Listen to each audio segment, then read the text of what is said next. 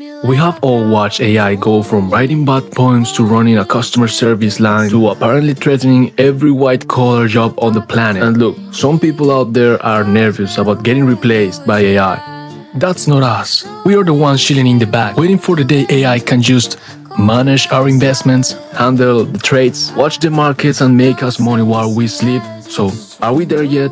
Well, sort of. People are actually trying this and companies are developing this technology. And it hasn't gone as planned, but they're working on it. The software is called Cloudbot. No, Moldbot. Wait, that's the name. No, that's the previous name. OpenClaw. Yeah, OpenClaw. The name is OpenClaw, and it might be one of the most interesting and dangerous things happening in AI right now. Do you want to know about it? I'll tell you about it. And all I ask of you is that if you like content like this, money, AI, hit the subscribe button. Okay? Let's start then. So, what is this thing?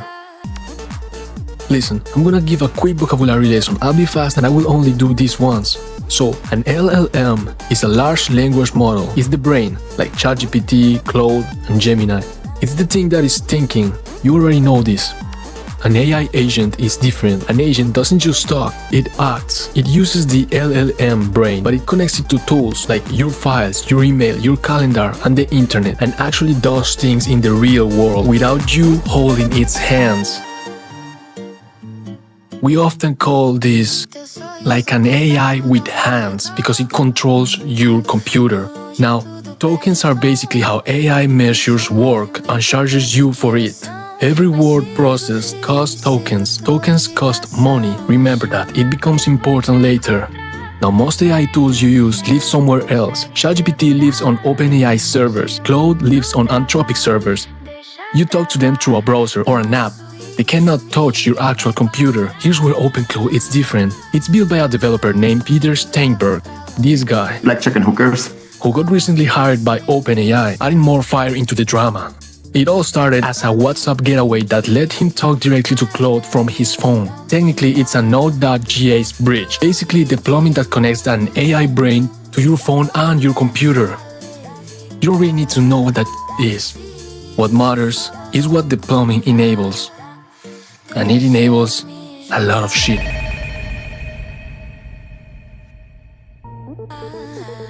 What can it actually do? This is the part where it gets impressive, because OpenClaw lives in your computer, not on some server in California. It can do things no browser-based AI can do. You can text it from WhatsApp and say, check my downloads folders for invoices and move them into Dropbox. Done. Scan my emails this morning and summarize anything urgent, and it's done, before you even made coffee. Apple could never pull up something like this. Here's the part that separates it from everything else. Proactivity. Most AIs wait for you to talk to them. OpenClaw doesn't wait. It uses scheduled tasks. Think of them as alarm clocks for your AI to wake up, check your emails, scan your files, and message you with updates. You didn't ask, it just did it. Proactive, autonomous, and unsupervised. Plus, it supports multiple AI brains, like ChatGPT, Gemini, or Claude. You pick which one does the thinking. And the whole thing is open source, meaning the code is public. Anyone can modify it and nobody owns it. It can read your local PDF, access your calendar, and run scripts. And yes, if you set it up that way, execute financial trades. Which might be the reason why all these China people were buying the fuck out of Mac Minis. But wait, before you go all crazy setting up an agent to do trades, let's talk about why giving the keys to your wallet is not the smartest idea you've ever had. Or maybe yes, if you're like really dumb and careless. Let's imagine for a second, this guy goes to bed with a plan. His OpenClaw agent is set to execute a crypto trade overnight. Automated, hands-free, the dream we just described 2 minutes ago. Then he wakes up to a $150 bill, 0 trades executed. His AI had spent the entire night stuck in a loop, trying to figure out how to execute the trade, failing, trying again, failing, differently, trying again. Every attempt costs tokens. The meter runs whether the AI is succeeding or just thinking really hard about succeeding. So, your AI did not lose your money on a bad trade. It spent your money thinking about the trade. Okay, now this is just a general example but very common case. Take a look at this Twitter user post describing a similar situation. There are many of these examples.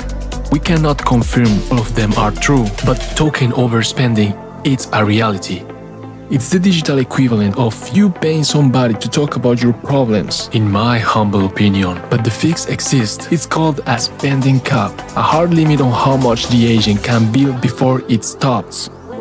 But wait, the main selling point of OpenClaw is privacy. It runs locally on your machines. Your data never leaves your computer. No big tech, no servers, no surveillance. Beautiful. Here's the problem though, it has direct access to your actual file systems, your taxes, your crypto wallet keys, your passwords, your embarrassing downloads folder nobody wants to know about. So let's do a recap. This AI you own and download into your computer so that it can access all your files and do more productive stuff for you. But at the same time, all that access makes it dangerous. Plus, it charges you money based on token usage. Unless you know what you're doing, I would follow these steps to further reduce the probability of unwanted outcomes. First, set this up on a different computer, like a Mac Mini, small, powerful. It's convenient for this purpose. You can also use cloud hosting or Soundbox, which is cheaper than a Mac Mini. Create separate accounts and set limits for the token usage.